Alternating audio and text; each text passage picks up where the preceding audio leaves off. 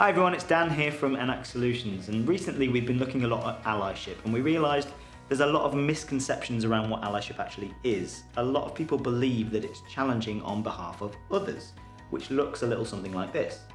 Our numbers are great, we've diversified the portfolio, we've cut out hyperbole, and we're ready for the next quarter. Your English is great. Sorry, I think that's a bit inappropriate. Why?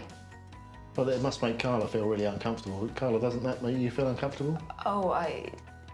Okay, so we do have a challenge from our character here, but actually what they've done is put all of the onus and the responsibility of that challenge on Carla, which isn't allyship.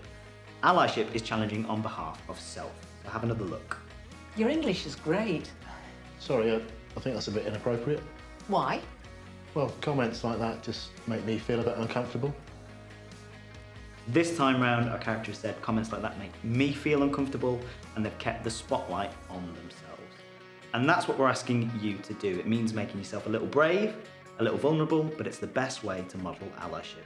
And that is your learning into action moment for this week.